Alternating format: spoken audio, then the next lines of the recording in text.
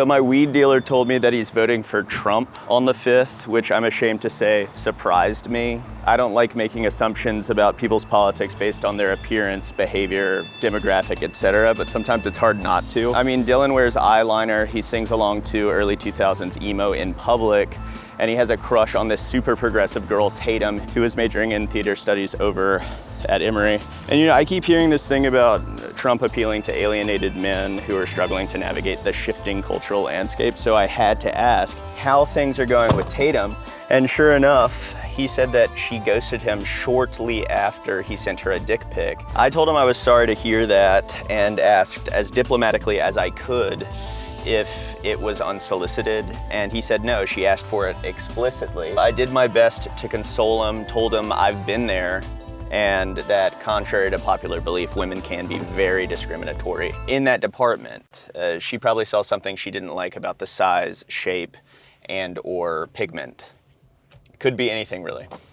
He said he didn't want to talk about it, that it was irrelevant, had nothing to do with his decision to vote for Trump. So I pressed, what then? Is Kamala turning you off this much, or is Trump turning you on? Because I would have figured you would have just stayed home on the 5th.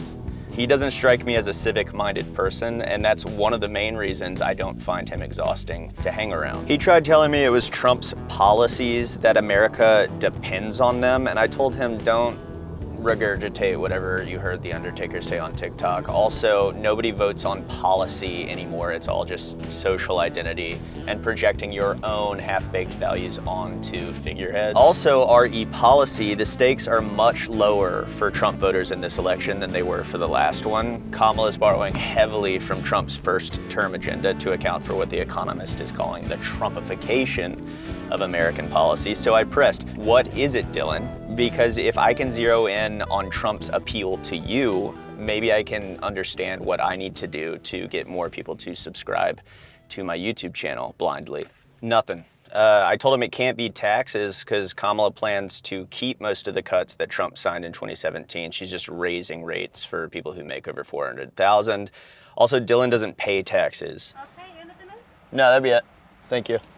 Also, it's probably not trade because Kamala plans to keep most of the tariffs that Trump imposed in 2017. Oh yeah, sure. Yeah, and there's no way that Trump's new tariff push doesn't jack up Dylan's vape expenditures. I mean, he knows that Elf bars are made in Shenzhen. And I couldn't see why it would be immigration because Kamala's not just shutting down asylum applications. Apparently, she's also endorsing the most conservative bipartisan reform proposal this century. Also, illegals aren't exactly gunning for Dylan's job. There's very high stakes for non-citizens, even if it's just marijuana. I also reminded him that illegal immigrants are keeping his dad's carpet installation business afloat. But then it hit me that maybe he wants his dad's business to go under. They have a pretty contentious relationship. In fact, the only male role models he speaks of fondly are me, naturally, and his uncle Travis, who's a professional John Wick impersonator. So then I asked if Travis was a Trump guy, and he said not really, but that he can't vote for Harris because of her history with buyback programs. And then he asked me if I was worried about the government seizing my guns, and I was like, no, I only have one and it doesn't take high capacity magazines.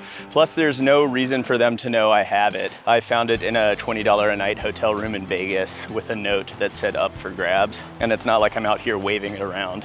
And he just shrugged and said this too was irrelevant, that gun legislation has nothing to do with his decision to vote for Trump. So I kept at it. What then, Dylan? If it's not his policies, what is it about his image? It can't be his hubris. And he was like, whoa, chill out on the SAT words. So I told him that hubris is excessive pride, arrogance, or dangerous overconfidence. And he was like, oh yeah, that's it. That's why he's my guy.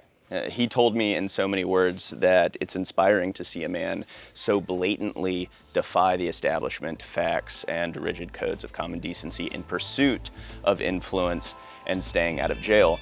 And I was like, I do that all the time. It doesn't mean I should be president of anything. But he insisted that I should, that he would totally vote for me if I was ever relevant enough to make it onto a ballot.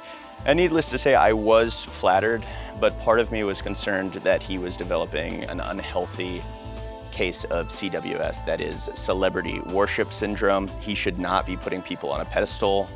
like that. And I told him if he's that horny for a hero, he's just as basic as the 67% of Americans who simp for the Marvel Cinematic Universe. And he can admire my content all he wants, and he's cooler for it.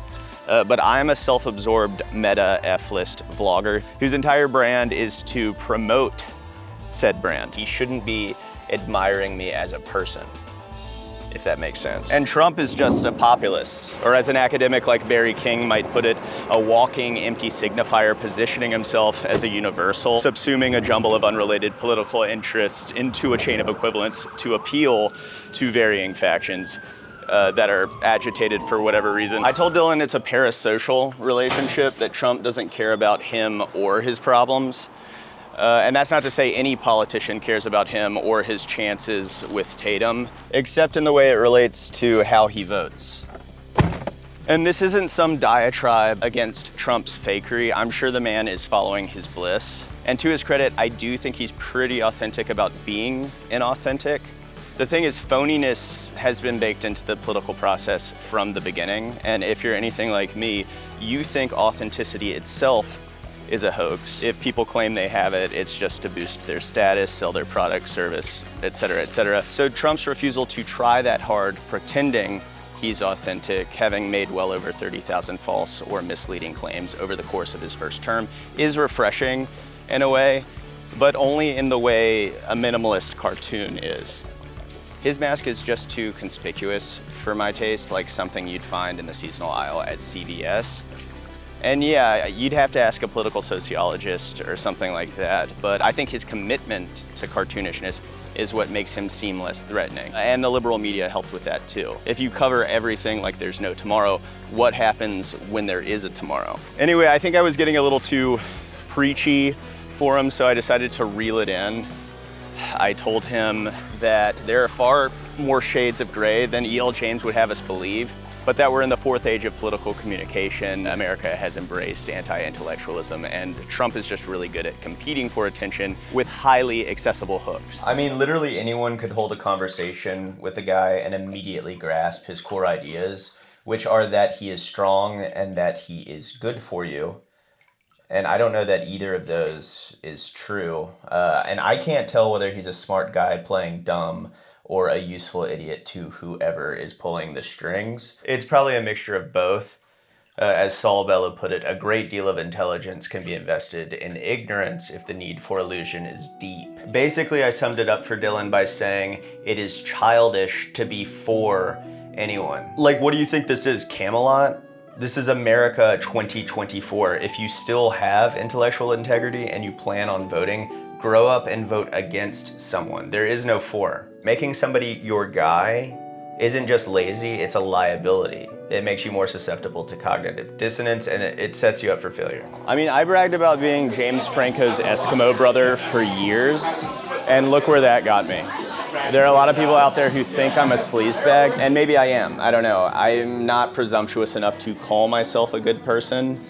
In fact, I don't like the label. Some of the nastiest people I know identify as such. So yeah, I told him if he's gonna take anything from our discussion, it should be that nobody's here to save you or make your world a more bearable place.